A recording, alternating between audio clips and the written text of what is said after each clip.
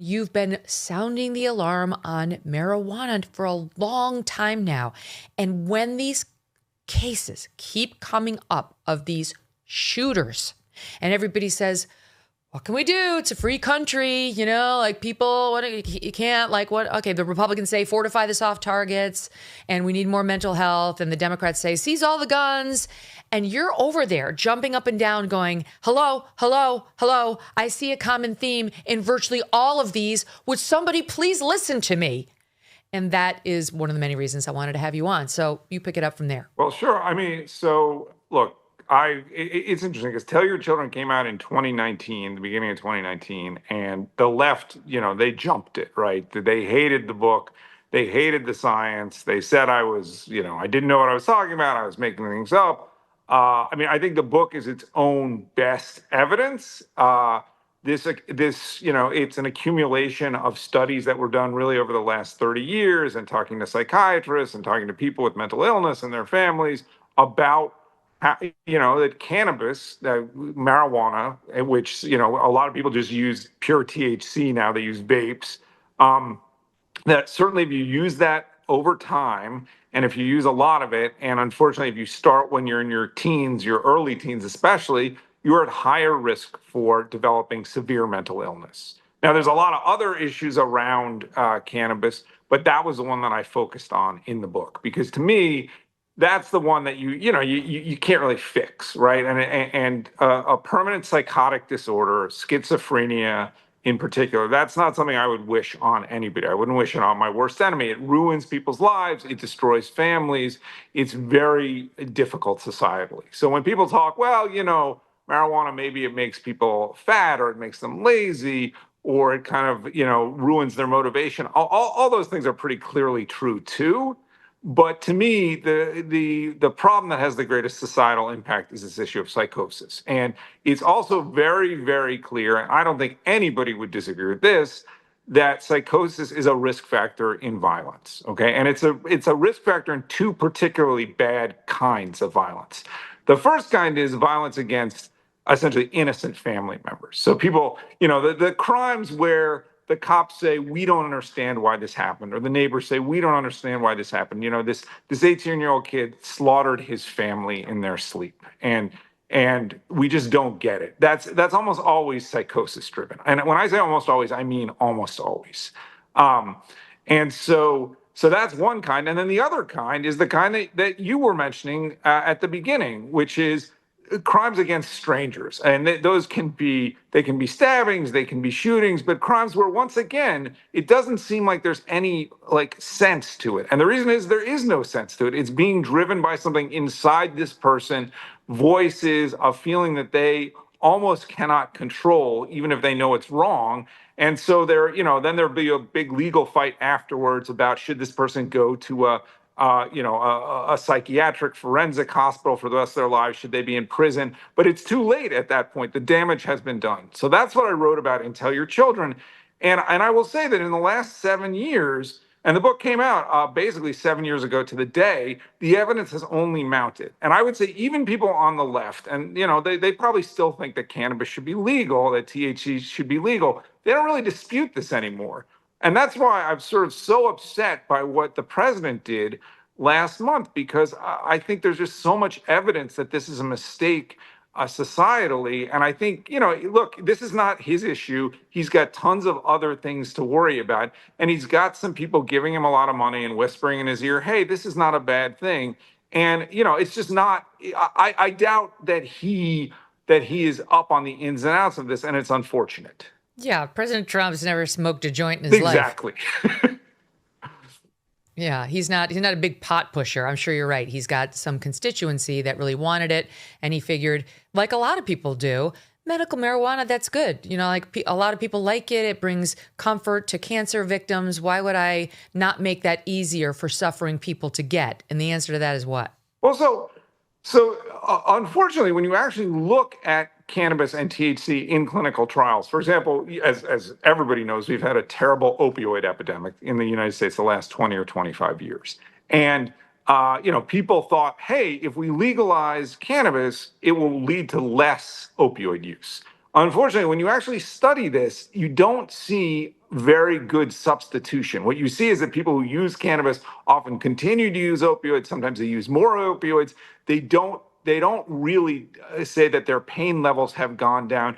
It turns out that, unfortunately, in general, and this is true of cannabis, it's true of opioids, it's true of other painkillers, getting lasting pain relief from any drug is really difficult to do. Over time, your body adapts to it, and you ultimately oftentimes have just as much pain as you did before, plus you have whatever the negative side effects of the drug use were. And look, if somebody has cancer and they're a few months from death, if somebody, is terminally ill in some other way, they have ALS, whatever it is they might have, and a little bit of whether it's cannabis or opioids or something else is going to relieve their pain, I don't think any of us would deny them that.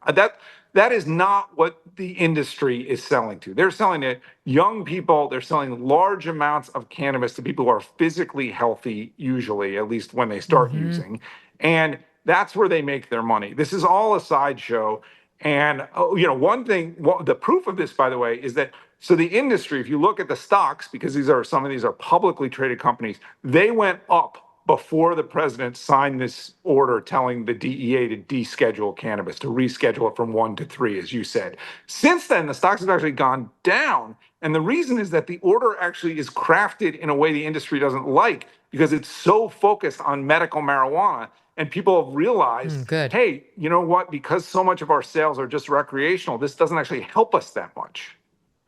Good. So the medical marijuana thing, it is, I take your point that it's really, maybe it may not be helping people as much as they represent to us. But I did see something interesting about young people recently, and it seems directly linked to this. The alcohol sales present day, especially for young people, but across the board, are way down. They're lower than they've been in decades. And that's the good news. Nobody would say alcohol is good for you. Though it can be a social lubricant, in that way, it is good for very introverted people. Okay, but whatever. But the cannabis sales may be replacing that. I didn't see a corresponding chart, but the concern is that a lot of those young people in particular are instead turning to gummies. And that's not good news. No, it's not. And this idea that cannabis is way safer than alcohol is demonstrably untrue. So here's what I say. And people say in the cannabis business, well, nobody ever died of smoking too much pot. And it is true. Nobody ever died, or, maybe there's a case of, a 5-year-old who ate a ton of gummies and had a seizure and died. It's very rare. We'd all agree about that. Okay. Whereas if you drink too much alcohol, your liver can fail. You can die. But that does not mean that cannabis overall isn't dangerous. And it's dangerous in some of the same ways that alcohol is, meaning it can cause traffic accidents, it causes violence, as we said, it's associated with high risks of suicide, it's associated with mental illness. It also, increasingly, people are realizing, cardiologists have done a lot of work, it's associated with heart attacks, believe it or not. And one reason we haven't seen that as much as we would have, as much as we have, well, we've seen some of it. We're likely to see more of it. But the reason kids and young people are obviously very low risk from heart attacks, but it does increase that risk, it seems to. So cannabis is not risk-free. I would say overall, it's kind of, if you look at all the risks together, it's roughly the same physical and psychiatric risk as alcohol. So then people say, well, okay, but alcohol's legal, cannabis isn't. And to me, that is the best argument for legalizing cannabis. But it's not a good enough one, and here's why. We don't have to legalize cannabis. We're choosing to do this. The US and Canada are basically the two countries that have chosen to do this. The rest of the world is not following along. And even a country like Germany, where they did move actually to legalize, they've now moved away from that. Netherlands and Amsterdam, same thing. They are not moving further around or further down the drug legalization road. Well, how can you say that it's the same danger as alcohol? Because alcohol, you can have 3 glasses of wine over the course of a week and you don't have any risk of psychosis or, that. I don't. It seems like there are millions of Americans who drink alcohol and they don't have any of those issues that you listed.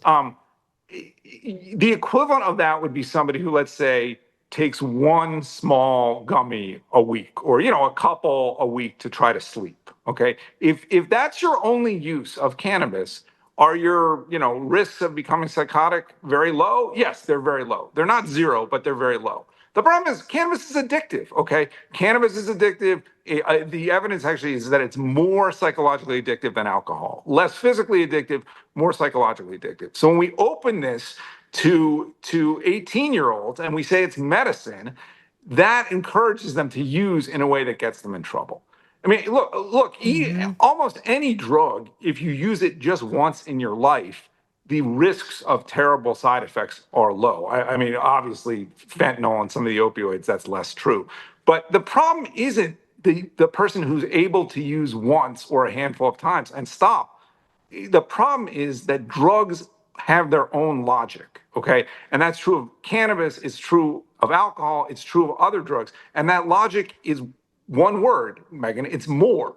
And so as a society, when we think about drug use, we have to think about discouraging drug use across the board.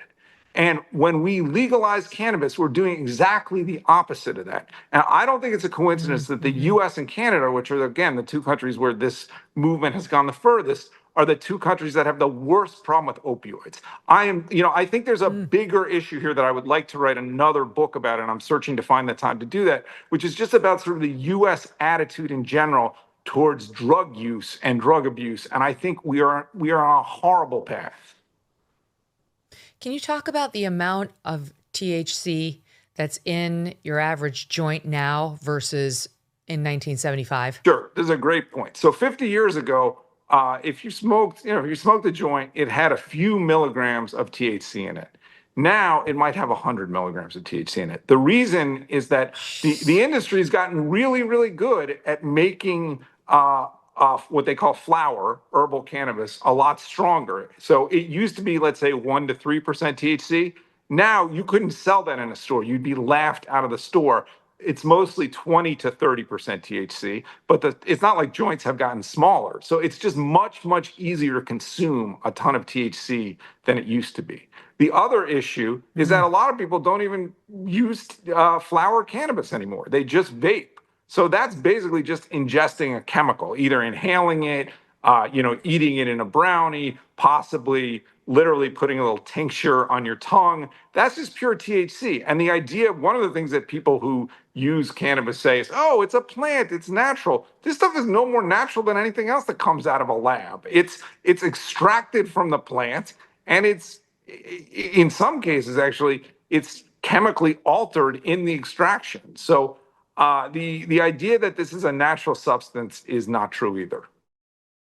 A new year means new financial goals, like making sure your savings are secure and diversified. Will this be the year you decide to talk to someone from Birch Gold Group? They use an educational approach with a deep understanding of macroeconomics. There are forces pushing the dollar lower and gold higher, which is why they believe every American should own physical gold.